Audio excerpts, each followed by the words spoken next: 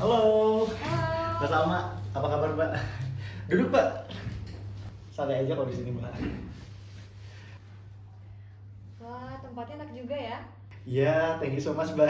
Jadi ini emang awalnya sih konsepnya memang ada space di rumah yang kosong itu, akhirnya coba kita buat kantor aja gitulah, kantor-kantoran gitu sih Mbak, biar biar ada sedikit profesional gitu ya Mbak. Jadi PH kita ya memang ini sih kebetulan tempat di sini emang biasanya kita pakai untuk brainstorming atau sharing-sharing ide sama tim. Biasanya kita pakai ruangan ini Mbak, sambil santai aja, ada gelas jadi kita bisa sambil minum-minum juga gitu, bisa sambil ngemil-ngemil gitu Mbak. Oh iya, gimana tadi perjalanan ke sini Mbak? Perjalanan sih fine-fine aja. Untungnya nggak macet sih, karena biasanya di sini macet kan ya. Iya, memang emang di sini sih daerahnya emang terkenal macet sih Mbak ya. Tapi tadi untung sih kalau misalkan nggak macet, mungkin karena memang orang-orangnya lagi pada nggak keluar aja atau gimana ya Mbak ya. Iya, by the way Mbak Salma nih, aku lihat-lihat di Instagram sekarang emang lagi rutin dan seneng banget main tenis gitu ya Mbak ya. Iya nih, baru-baru ini emang lagi seneng banget main tenis. Oh gitu, Mas Raffi juga seneng main tenis. Iya Mbak, memang kebetulan saya juga emang suka main tenis karena kan memang kebetulan uak saya itu memang pensiunan pemain tenis. Jadi ya memang saya dulu suka dibawa main aja gitu. Jadi sekarang jadi udah kebiasa aja gitu. Kapan-kapan bisa lah main 1 set, 2 set bareng. Iya, Mas Raffi udah lama punya PH. Sebenarnya dari SMP kelas 3 Mbak, setelah lulus SMP, terus akhirnya baru bisa realisasi membentuk PH-nya tuh dari SMA kelas 1. Jadi sampai sekarang coba dikembangin. Dulu tuh waktu SMA tuh emang namanya sempet Triumph Pictures. Cuman sekarang udah berubah nama jadi Soiree. Kenapa dinamain Suara, Mas? Nah, jadi soirée itu kan dari bahasa Prancis ya, Mbak. Soirée itu artinya malam, sebenarnya artinya malam. Jadi kenapa saya ambil soirée itu karena memang mungkin saya pribadi menangkap bahwa di malam hari itu adalah saat-saat dimana kita overthinking atau misalkan tiba-tiba kita dapat ide gitu. Jadi kerasanya itu lebih personal aja Mbak dan lebih intimate gitu. Jadi memang kebetulan saya juga seneng banget gitu film-film Prancis, dan film-film Prancis ini memang rata-rata itu ketika saya tonton kok kerasanya personal banget. Jadi memang itu yang menginspirasi saya untuk bisa membuat film-film yang punya kedekatan dan juga personal gitu, seperti malam, seperti bagaimana saya menyikapi malam hari gitu Mbak. Jadi saya ambil Soiree. Sangat personal sekali ya, Mas.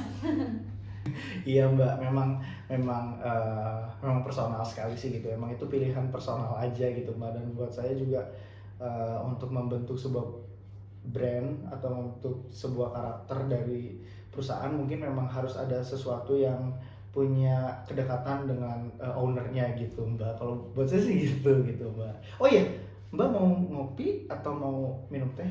Gimana Mbak? Air putih aja deh, Mas. Saya nggak ngopi atau minum teh juga sih. Oh air putih aja, oke. Saya ambil dulu ya Mbak. Wah, thank you ya. Diminum ya. Ya, wah, ini kayak mimpi gitu Mbak, berasa mimpi saya bisa ngobrol sama Mbak Salma di sini, apalagi datang ke kantor yang tidak seberapa ini ya Mbak. Jadi memang saya ini memang dari awal memang wah niatnya memang pengen ketemu langsung sama Mbak Salma, karena saya juga tahu Mbak Salma ini punya track record di perfilman Indonesia ini seperti apa, dan juga saya pikir Mbak Salma ini sangat bisa mendukung visi saya, di mana saya ini pengen menceritakan sesuatu seperti ini. Mungkin Mbak Salma bisa mensupport, saya yakin itu sih Mbak. Iya Mas, kebetulan saya suka nih nonton film-film gitu. Makanya saya nyari nih siapa direktur yang punya kesamaan visi.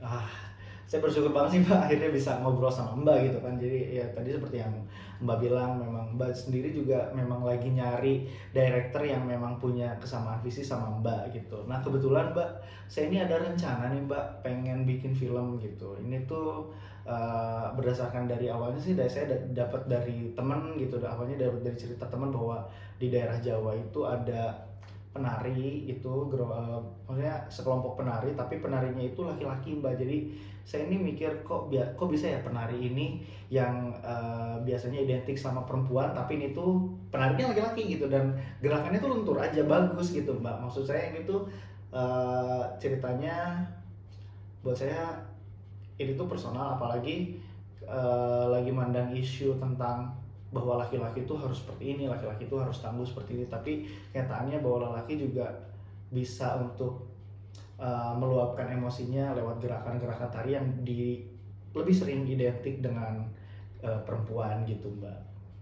Wah, oke tuh story-nya. Anyway, biasanya kan kalau film itu bakal bagus tergantung gimana eksekusinya.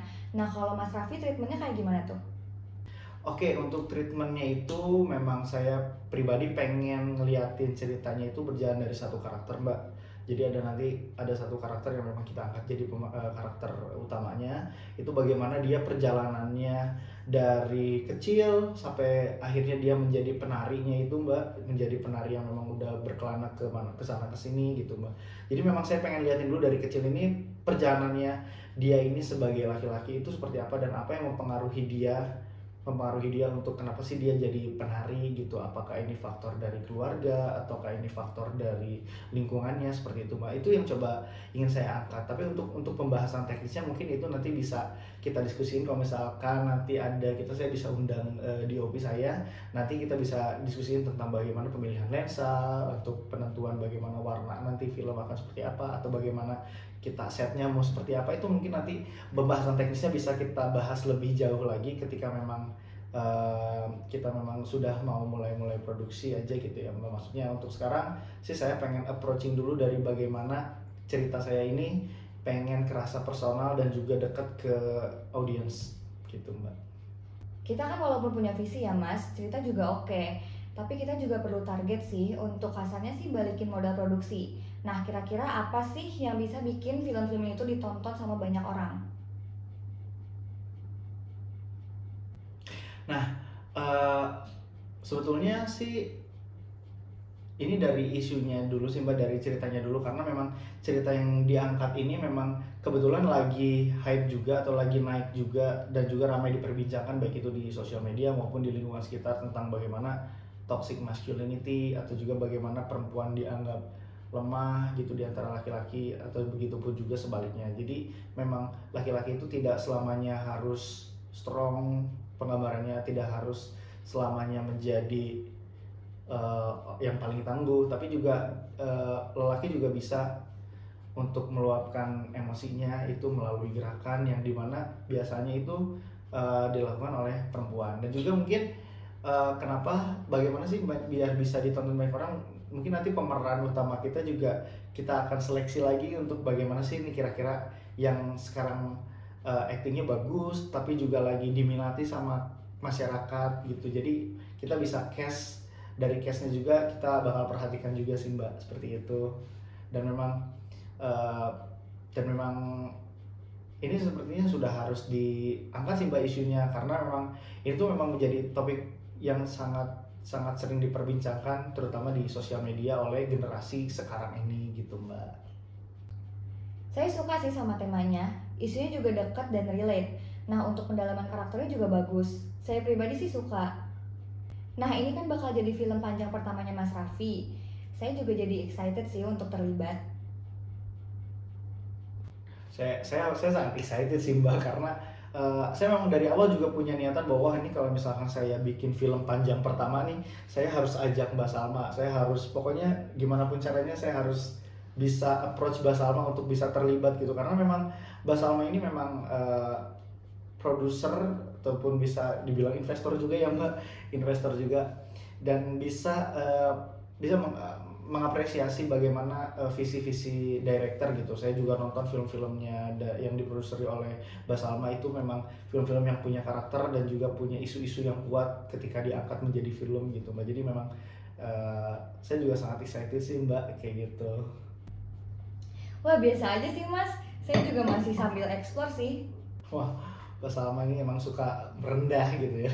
Padahal memang orang juga udah tahu Mbak Salma itu seperti apa gitu Mbak ya.